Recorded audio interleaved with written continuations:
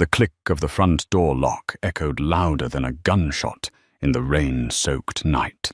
For Lila, standing on the porch with nothing but the clothes on her back and the life growing inside her, that sound wasn't just a door closing. It was the sound of her world shattering, of every promise turning to dust. Her husband, the man who had vowed to cherish her, had just thrown her out like garbage, his voice dripping with a venom she'd never known. He thought he had won. He thought he had secured his future. What he didn't know was that Lila's past, a past he had so carelessly dismissed, was about to arrive with an army of lawyers and a truth that would bring his emir of lies crashing down around him. The house was Brent's masterpiece. Perched on a manicured hill overlooking the city, the sprawling modern home was all clean lines, glass walls, and cold-polished concrete. It was less a home and more a statement, a monument to his ambition. Brent Patterson loved statements. He loved his imported Italian suits, his Swiss watch that cost more than a modest car, and his wife Lila, who he often thought of as his most beautiful acquisition. Lila moved through the cavernous rooms like a ghost.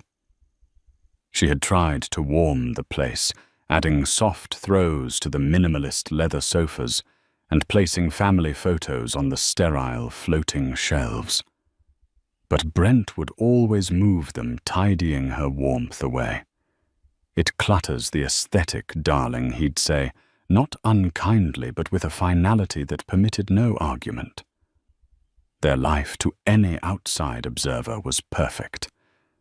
Brent was a rising star in real estate development, turning forgotten city lots into luxury condos.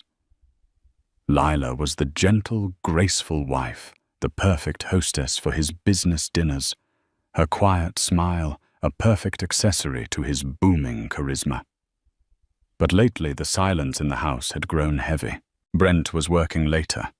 His phone was always face down on the nightstand, and his touch, when it came at all, was fleeting and distracted. The change had sharpened when Lila told him she was pregnant. She had expected joy, perhaps even a crack in his meticulously composed facade. Instead, he had stared at her for a long moment, his expression unreadable. "A baby," he'd said the words flat.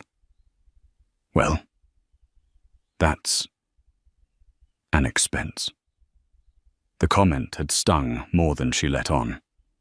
Her father, Robert Conway, was a man of quiet but considerable means. He had been a banker his entire life, a shrewd but fair man who had built a small regional bank into a significant financial institution through decades of patient, clever work. He had never been flashy. He drove a 10-year-old sedan and lived in the same comfortable but unpretentious suburban home Lila had grown up in. When they married, Robert had gifted them the down payment for their house, a sum so generous it had left Brent speechless. For Brent, who worshipped at the altar of wealth, Robert's quiet humility was a source of constant irritation. He saw it as a weakness, a failure to properly display his success. "Your father could own half the city if he wanted."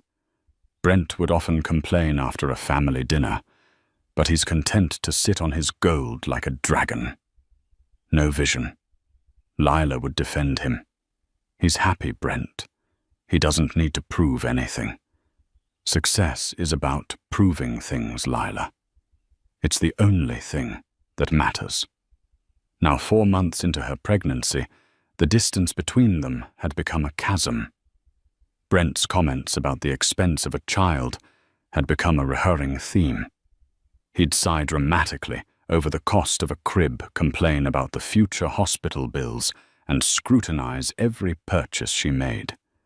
It was bizarre, given the lavish lifestyle he insisted upon for himself. One evening, as she was looking at a catalogue for nursery furniture, he'd snatched it from her hands. "We need to be practical," he'd snapped. We have the mortgage, the car payments. We can't afford to be frivolous." Frivolous? She'd asked, her voice trembling slightly. "This is for our child, Brent. And what about that new watch you just bought?" He waved a dismissive hand. "That was an investment. It's about maintaining an image. You don't understand business." The condescension was a constant grating presence. He treated her like a child, a beautiful but simple-minded doll he kept in his glass house. The man she had fallen in love with, the charming, ambitious go-getter who had made her feel like the center of the universe, had vanished, replaced by this cold, calculating stranger. Her heart ached with a confusion she couldn't articulate. She told herself it was the stress of his work, the pressure of a new baby. She made excuses because the alternative was too terrifying to consider. The truth, however, was far uglier than she could have ever imagined, and it was about to come knocking. Or rather, it was about to be revealed in the sharp, artificial scent of a perfume that wasn't hers. It happened on a Tuesday. The air was thick with the promise of a storm, the sky a bruised purple. Brent had come home late, smelling of expensive whiskey and a cloying floral perfume. Lila, who had been fighting a wave of morning sickness that had decided to strike in the evening, was curled on the couch. She smelled it the moment he leaned in to give her a perfunctory kiss on the cheek. It wasn't her perfume. Hers was a subtle citrus scent. This was heavy, musky, and aggressive. It clung to the lapel of his suit jacket.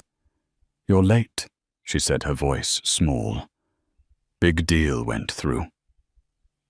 "Had to celebrate with the team," he said, already pulling off his tie and heading towards the bar. He didn't look at her. He never seemed to look at her anymore. Not really.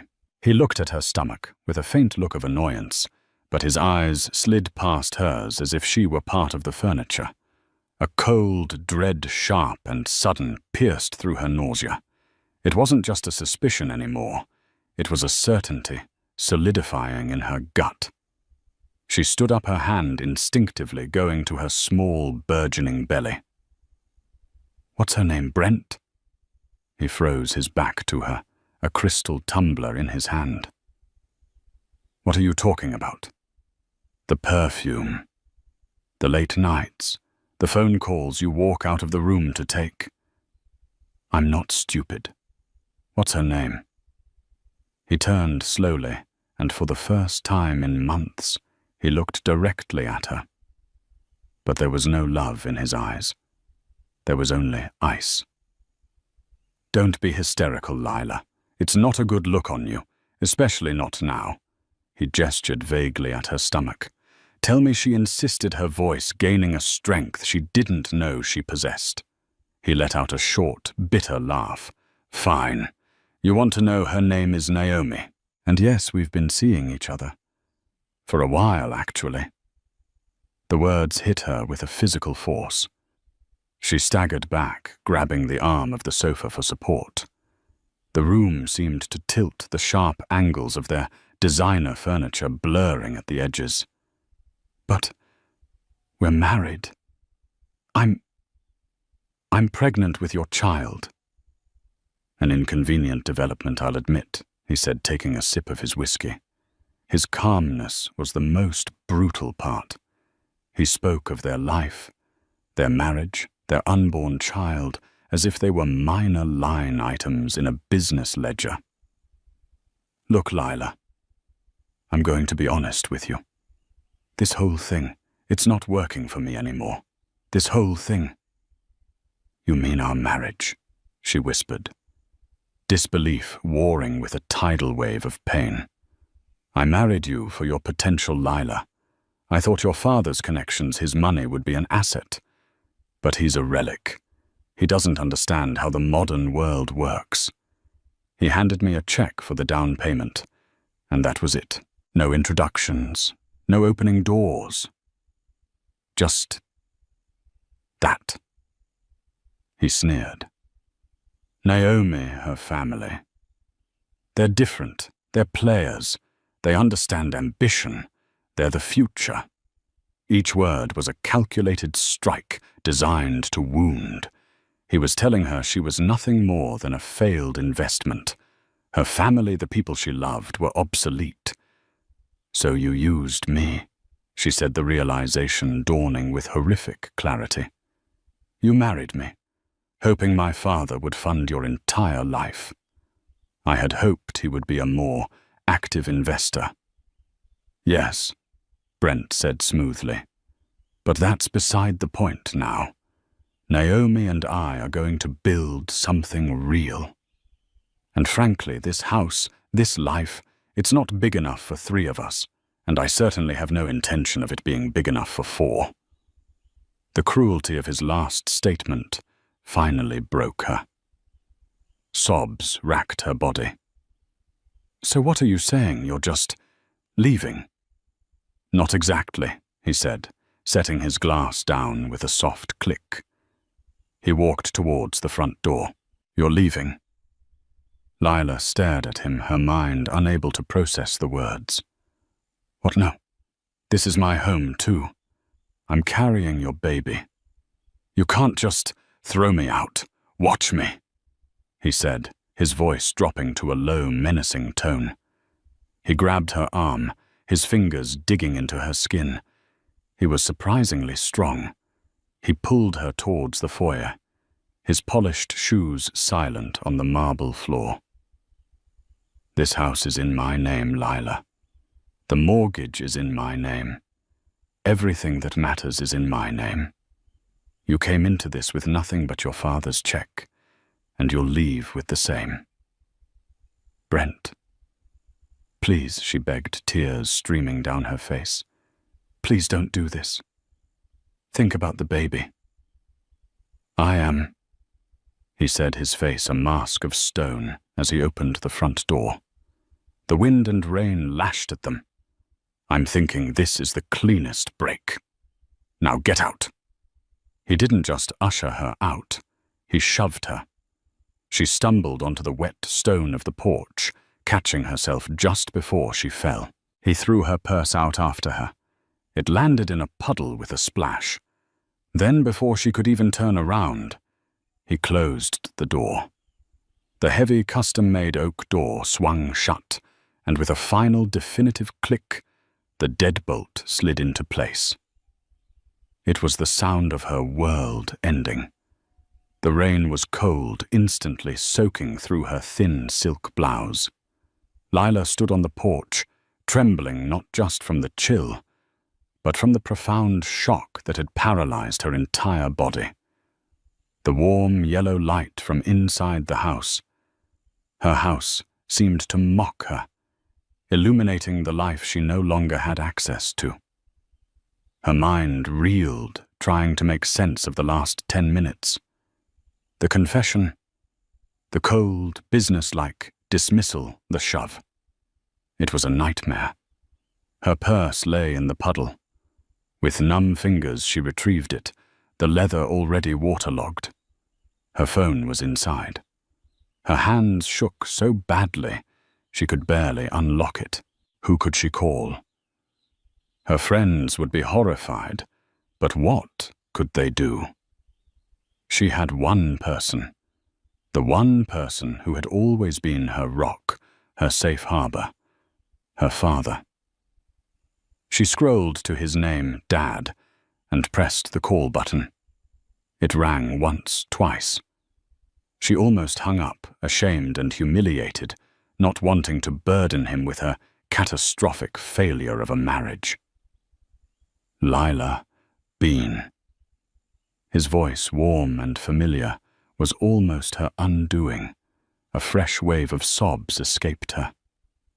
"Dad," she choked out. "Lila. What's wrong? Where are you? It sounds like you're outside." The concern in his voice was immediate and absolute. Brent, he threw me out," she managed to say between gasps.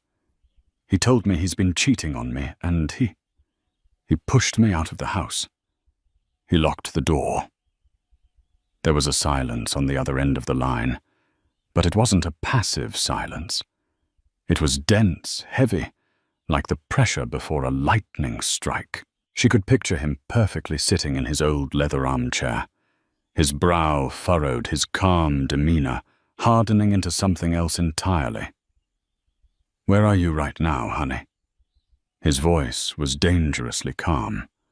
All the warmth was gone, replaced by a focused, steely edge. "I'm on the porch. It's raining. Stay right there. Don't move.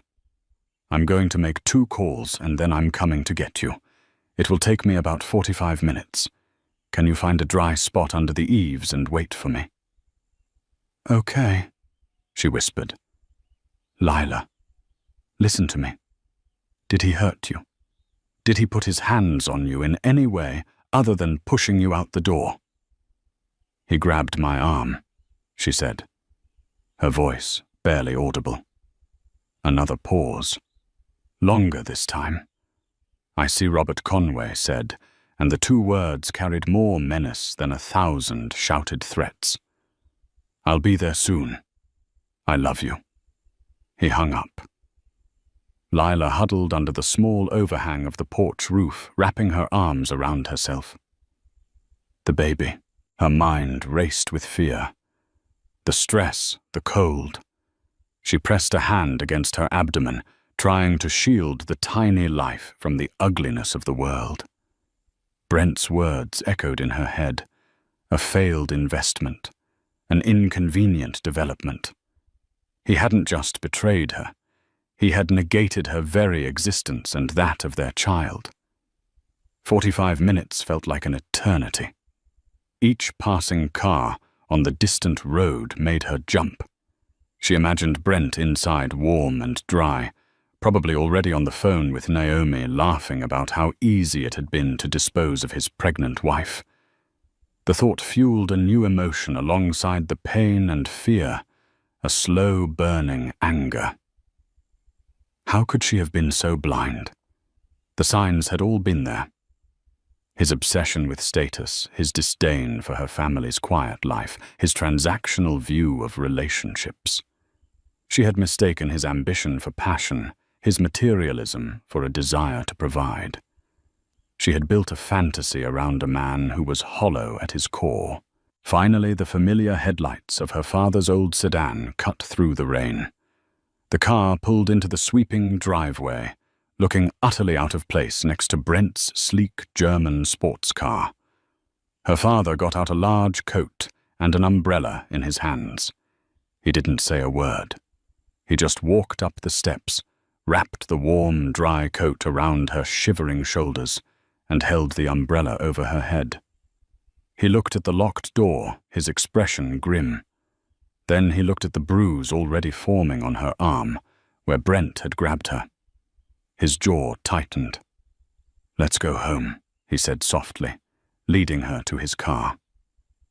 As she settled into the passenger seat, the familiar scent of old books and peppermints, a balm to her shattered nerves, she looked back at the glass house on the hill.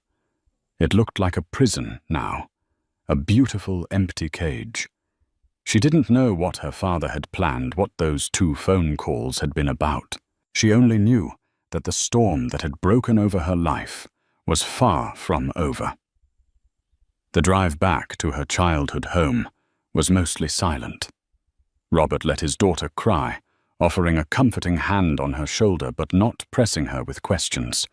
He knew Lila needed to process the shock, and he needed time to let his own cold, calculated rage settle into a workable plan. When they arrived, her mother Helen was waiting, her face etched with worry. She enveloped Lila in a hug that smelled of cinnamon and safety, clucking over her wet clothes and ushering her upstairs to a warm bath and a comfortable bed. Downstairs, Robert sat in his study. The room was his sanctuary, lined with floor-to-ceiling bookshelves, filled not with fiction, but with volumes on economic theory, corporate law, and financial history. He wasn't a flashy man, but he was a deeply intelligent one. He understood that true power wasn't in loud declarations. It was in the fine print. It was in the structure of debt, the ownership of assets, and the unbreakable chains of liability. Brent Patterson had made one fatal mistake. He had looked at Robert Conway and seen a simple, small-town banker. He had failed to do his due diligence. He had no idea that Robert's regional bank, Conway Trust and Financial, had, over the last decade, quietly and strategically acquired smaller debt-holding firms, commercial loan portfolios, and venture capital branches. Robert didn't own a building with his name in flashing lights, but he owned the paper on hundreds of them. His influence was a vast, invisible web, and Brent had just flown right into the middle of it. His first call had been to his head of legal counsel, a sharp, merciless woman named Miss Chen. His second had been to the president of his commercial loans division, a man named Mr. Davies. Now he sat at his large mahogany desk and opened his laptop. He typed in Patterson Development LLC. The screen filled with data. Robert's eyes scanned the numbers, his expression unchanging. He saw the business loans Brent had taken out to fund his last 2 condo projects loans from a large national bank. He clicked a few more times, tracing the ownership of that debt. As he suspected, the portfolio containing those loans had been part of an acquisition by one of his subsidiary firms 6 months ago. Brent was borrowing his father-in-law's money and had no idea. Next, he looked up the mortgage on the house. It was also with a major lender. Another few clicks. Conway Trust had bought that lender's regional mortgage division last year. Brent was paying his mortgage to his father-in-law. Finally, he accessed Brent's personal credit lines, the ones tied to his business account for his platinum cards, the ones he used for his fancy suits and dinners with Naomi. The underlying creditor was again a company that ultimately reported to the board of Conway Trust and Financial. Robert leaned back in his chair. Brent had built his entire life, his entire illusion of success, using Robert's money. He had taken the generous gift of a down payment and used it as leverage to indebt himself to the very man he dismissed as a relic. It was an irony so perfect, so complete, that Robert almost smiled. Almost. The image of the bruise on his daughter's arm stopped him. This would not be a loud, angry confrontation. That was not his style. This would be a quiet, methodical, and complete dismantling. Brent had treated his daughter like a balance sheet. Robert would now show him what a real accounting looked like. He spent the next 2 days in his study. Lila rested comforted by her mother speaking in hushed tones about the betrayal. She was terrified about the future, about being a single mother, about having nothing. "Don't you worry about a thing," Lila Bean Robert told her firmly during a quiet moment in the kitchen. "You and this baby are all that matters. You just focus on being healthy. Let me worry about the details." On the 3rd day, a Friday morning, Robert put on his best, most unassuming grey suit.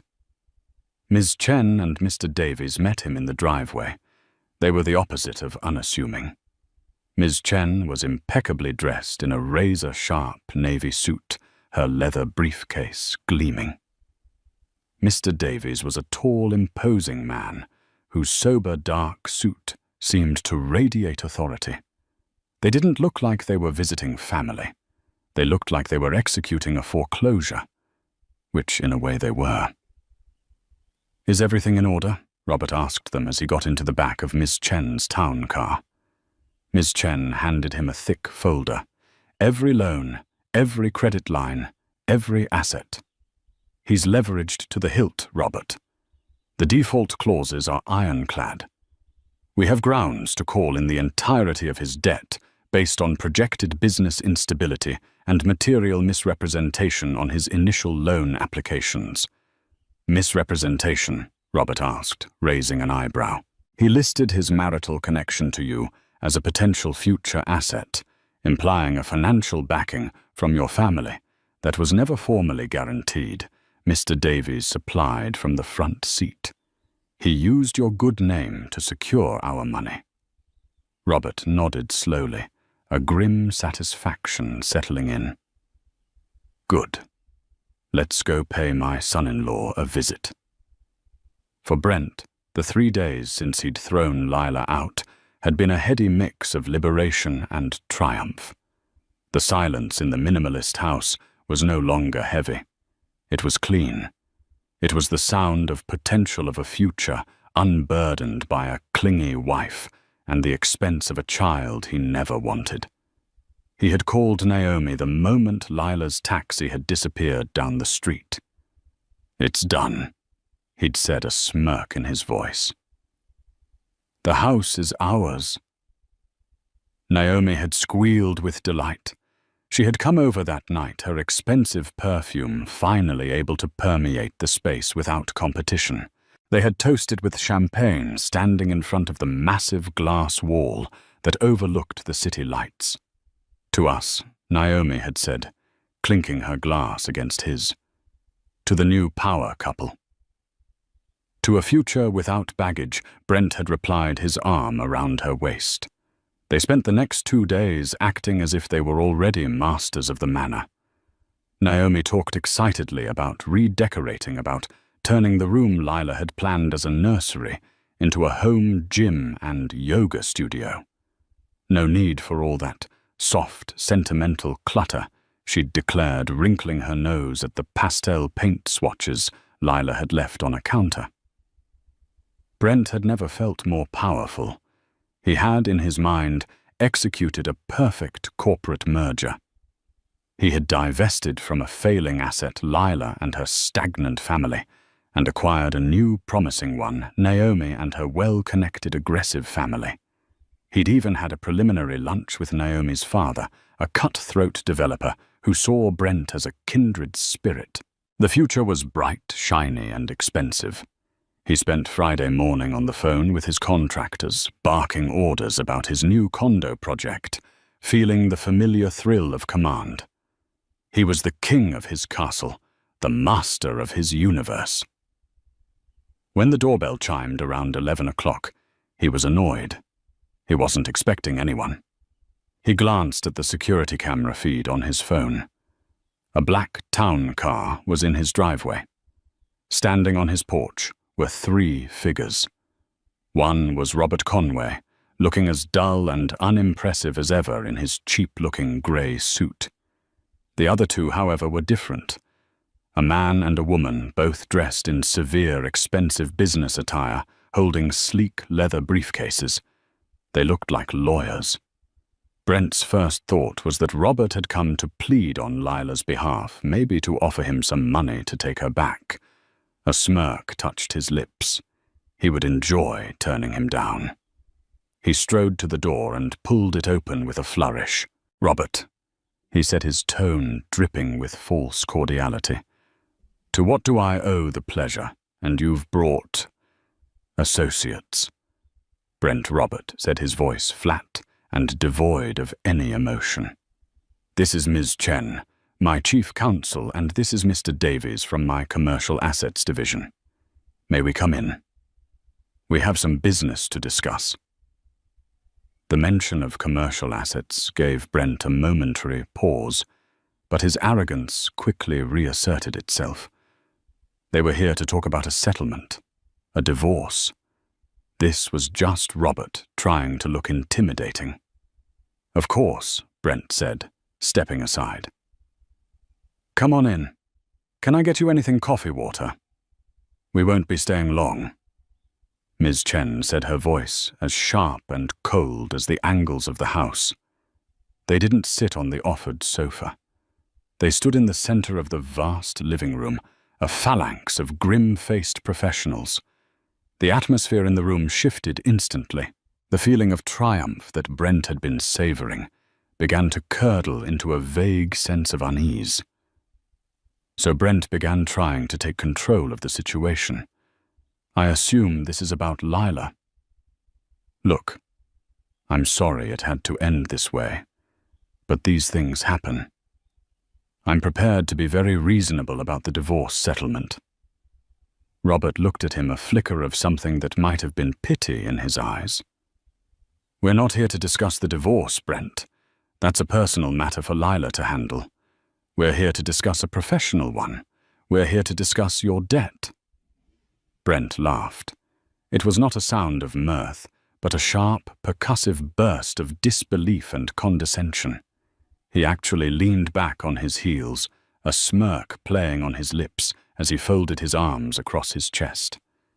The initial flicker of unease had been extinguished by his own ingrained arrogance. This was exactly what he expected, a pathetic emotional appeal from a man out of his depth, flanked by a couple of small-time lawyers he'd probably hired for the occasion to try and look intimidating. "My debt," he repeated, savoring the word as if it were a fine wine. "What on earth does my debt have to do with you, Robert? Let me guess. You're here to offer to pay it all off for me in exchange for taking Lila back. Is that it?" A grand gesture from the concerned father. "I appreciate the thought. I really do. But I have to tell you, the price for that kind of reconciliation would be very, very high. Probably more than you'd be willing to part with." He was enjoying this, the feeling of absolute power. He was the one in control here, and this little delegation was just a sad confirmation of his victory. Robert did not react. His face remained a placid, unreadable mask. The response came instead from Mr. Davies, who stepped forward with the unhurried confidence of a man who held all the cards. He opened his briefcase on Brent's glass coffee table, the very table where Brent and Naomi had toasted their new life, and laid out a single, thick, professionally bound document. The thud of the paper on the glass was a small, definitive sound in the cavernous room. "Mr. Patterson, we are not here to negotiate a family matter." Mr. Davies began, his voice a steady, implacable drone that seemed to absorb the room's ambient light. "We are here to inform you of a change in your financial status. This is a summary of your current liabilities. For the sake of clarity, let's start with your primary business concern, Patterson Development, LLC. He tapped a manicured finger on the top page. "You currently have 2 outstanding commercial loans for your Azure Point and Skyview Terrace projects. The combined principal totals approximately $42 million. The original lender, as you know, was First National Commercial Bank. I'm well aware of my own business loans." "Thank you, Brent," said his voice laced with impatience. This was tedious. "My payments are all current. My accounts are in perfect standing. What is the point of this?" Mr. Davies didn't even look up. He continued, as if Brent hadn't spoken. "First National Commercial's loan portfolio was acquired 9 months ago by the CFG Investment Group. You would have received a standard notice of the transfer of servicer." Brent vaguely remembered a memo from his accounting department, something he had glanced at and dismissed as routine corporate shuffling. "And CFG Investment Group," Mr. Davies said, finally lifting his eyes to meet Brent's, "is a wholly owned subsidiary of Conway Trust and Financial. You've been paying your father-in-law's bank for nearly a year, Mr. Patterson. Congratulations." The air in Brent's lungs seemed to turn to ice. The smug, confident smirk on his face faltered, twitching at the corners. He stared at Mr. Davies, then shot a wild, disbelieving look at Robert. That's impossible. That can't be right." Conway Trust is a small regional player. They don't operate at that level. His own words sounded hollow, a desperate attempt to reaffirm a reality that was rapidly dissolving around him. A common misconception, Ms. Chen interjected, her voice as sharp and cold as a shard of glass. She produced another document from her own briefcase, laying it neatly beside the first. The trap was being set piece by methodical piece. Now let's discuss this house, a beautiful property. Your statement piece. You have a mortgage of $3.2 million with Metro Urban Lenders. A fine institution. A cold dread, sharp and acidic, began to crawl up Brent's throat. He knew what was coming before she even said it. He felt a profound sense of vertigo, as if the polished concrete floor was tilting beneath his feet, sliding him toward an open abyss. As you may have read in the financial news last year, she continued, her tone dripping with mock helpfulness. Conway Trust acquired Metro Urban's entire regional mortgage division in a strategic expansion. Your last 7 mortgage payments, including the one that cleared just last week, have been processed through our central office. This house, Mr. Patterson, belongs to us. Brent stumbled back a step, his bravado not just vanishing but being ripped out of him, leaving a gaping wound of pure horror. The walls of his home, the very symbol of his success and his new life with Naomi, suddenly felt like the bars of a cage he had unknowingly built for himself.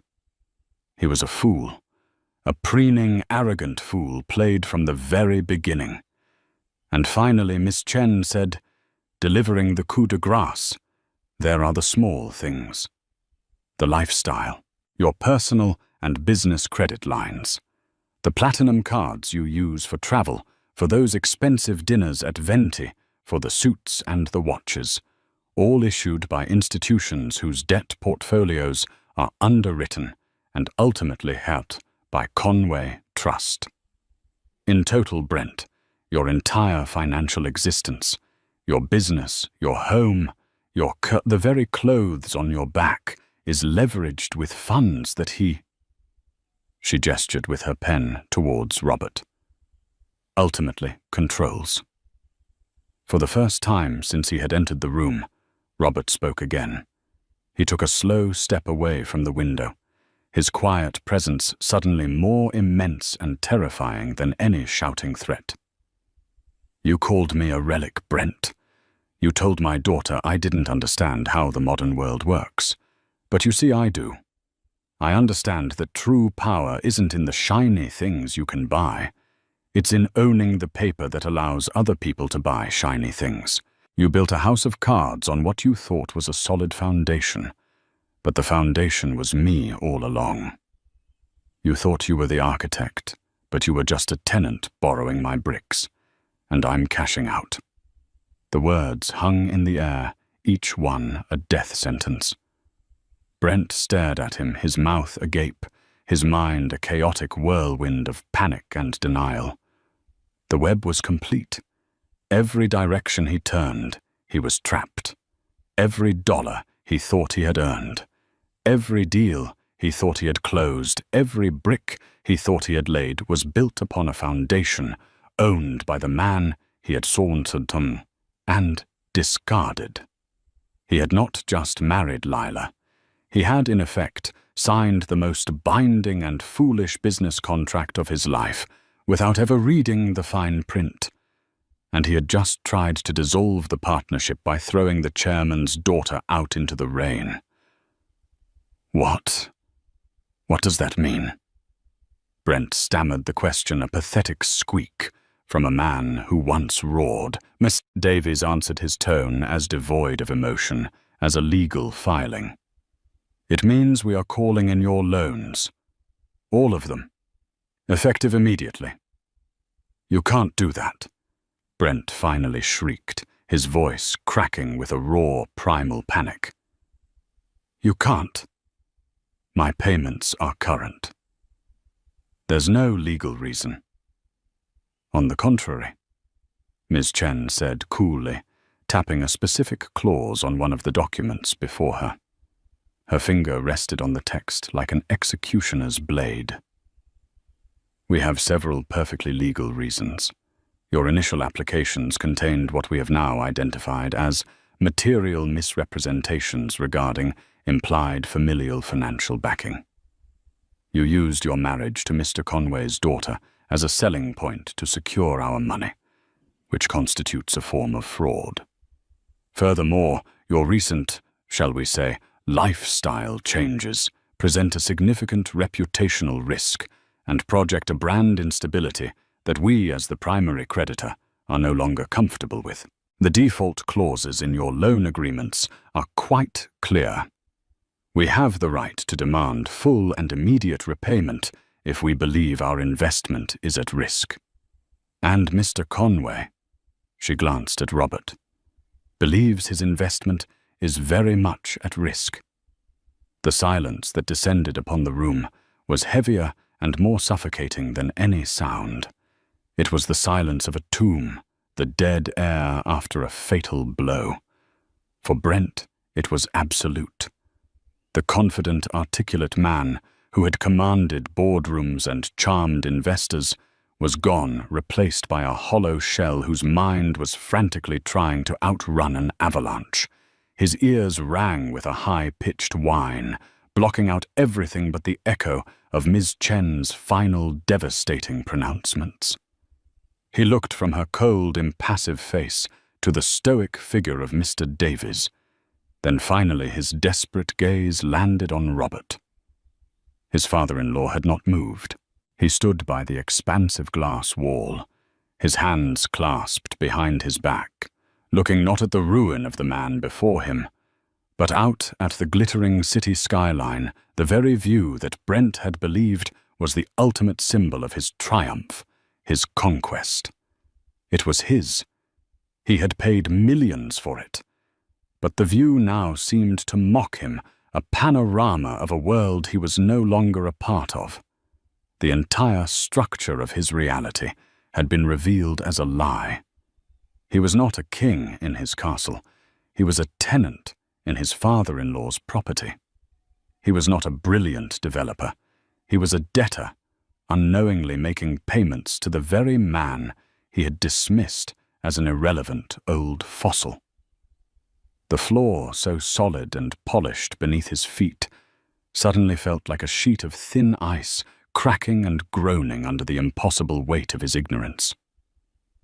"Robert, please." Brent finally managed to whisper the name, tasting like ash and bile in his dry mouth. His arrogance, the very fuel that had powered his existence, had evaporated in an instant, leaving behind only the raw, sputtering engine of pure terror. He took a staggering step forward, his hands slightly raised in a gesture of supplication. "Please, it was a mistake, a terrible, terrible misunderstanding. I was angry. I was stressed about the new projects. I didn't mean it. I'll fix things with Lila. I'll get on my knees. I'll do anything. We can reverse this." Robert turned his head slowly, his movement deliberate and devoid of haste. His eyes, calm and clear, finally met Brent's. There was no rage in them, no fire of retribution. There was no hatred. There was only a profound, bottomless disappointment and a chilling finality that was far more terrifying than any anger could ever be. "You don't seem to understand, Brent." Robert said, his voice quiet, but carrying an immense gravity that filled the cavernous room. "This is not a negotiation. There is nothing to fix. There is no reversing this. You have a fundamental misunderstanding of your situation, just as you have had a fundamental misunderstanding of me from the very beginning. You believe you made a mistake. You didn't. You made a series of business decisions." He paused, letting the words sink in, twisting the knife of Brent's own transactional worldview. Your first decision was to leverage yourself to the absolute limit, building an image of success on a mountain of debt. Your second was to build your entire enterprise on my money, all while holding me and my family in private contempt. And your third, your most critical and unforgivable business decision, was made 3 nights ago when you laid your hands on my pregnant daughter and threw her out of her home into a storm. Robert took a single measured step forward, away from the window. You see this house? He asked, his voice still unnervingly calm. You walk through it with the pride of an owner. But you are not the owner. You are merely the occupant of an asset whose deed is held as collateral against a loan you can no longer pay. As of this moment, you are trespassing. Brent's breath came in ragged, shallow gasps. He felt a crushing weight on his chest, as if the immense glass walls of his precious house were slowly closing in on him. Those condo developments you are so proud of. Robert continued, his voice relentless and methodical. Their funding will be frozen by the end of the business day. The contractors will receive a stop work order. Your investors will panic. Your new business partners, like Naomi's ambitious father, will scatter the second they hear that Conway Trust has pulled its funding. They will see you not as a peer, but as a liability. By Monday morning, Patterson Development LLC will be a hollowed-out shell facing a dozen lawsuits and an inevitable bankruptcy. Every word was a nail being hammered into the lid of his coffin. Brent's vision started to swim, the sharp, clean lines of the room blurring and warping at the edges. The cars are leased through a company we own. They will be repossessed tomorrow. Robert went on, ticking off the items of Brent's life, as if reading from an inventory sheet. The credit cards will be declined the next time you try to buy a cup of coffee.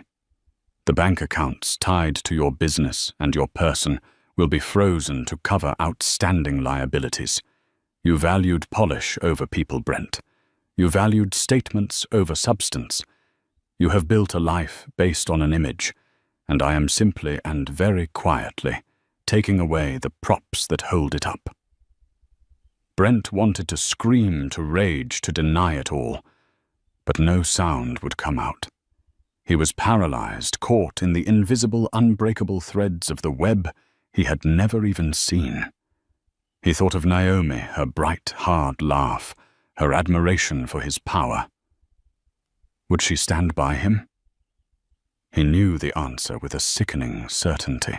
She was drawn to the sun, and he was now a black hole. You put a price on my daughter.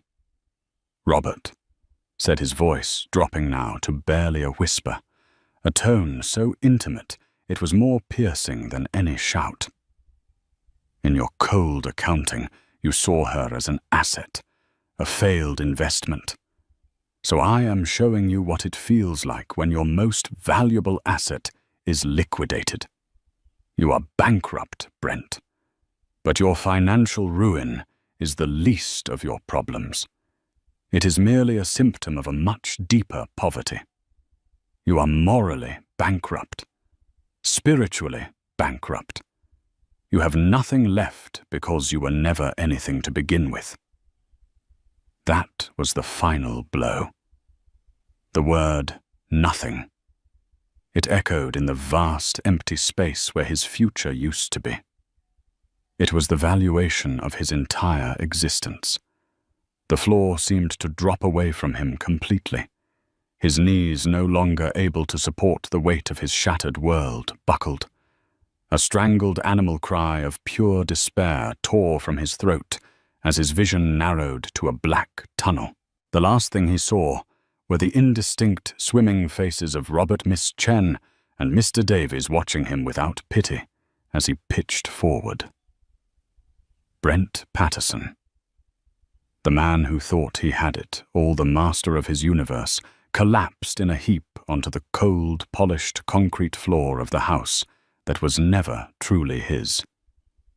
6 months later, the world had turned. The bruised, storm-soaked sky of that terrible night had given way to a season of soft golden light. This light now streamed through the large bay window of a sun-drenched room illuminating the gentle dance of dust motes in the air. The room smelled of baby powder, warm milk, and fresh linen, the perfume of a new life. Lila sat in a sturdy wooden rocking chair, a family heirloom that had held 3 generations of mothers. Its gentle creak, a soothing rhythm against the polished hardwood floor. In her arms, nestled against her heart, slept her son, Leo. She had named him Leo because it meant lion, and she wanted him to possess a strength of heart his father could never comprehend. He was tiny perfect, his little chest rising and falling in the profound peace of infancy. His tiny starfish hand was curled tightly around her index finger, a small anchor in her new calm sea. As she looked down at his serene face, a wave of love so fierce and overwhelming washed over her that it still, after weeks of motherhood, took her breath away. This was real. This solid, warm weight in her arms, this unconditional bond. This was the wealth Brent had spoken of, though he had never truly understood the word. She glanced around the nursery. It was a world away from the cold, minimalist cage she had once called home. The walls were a cheerful butter yellow. A mobile of hand-stitched felt animals turned slowly above the crib. The bookshelves her father had built were overflowing, not with design magazines, but with colorful children's books and well-loved stuffed animals. Every object in the room was a testament to love, not a statement of status. Her mother had sewn the curtains. Her father had painted the walls.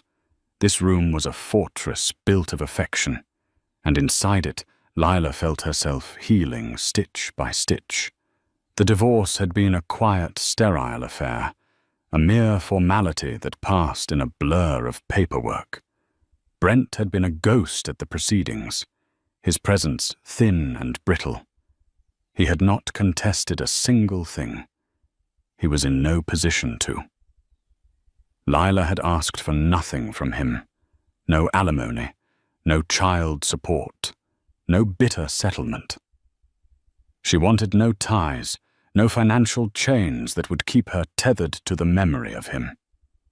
Her freedom was worth more than any check he could no longer write.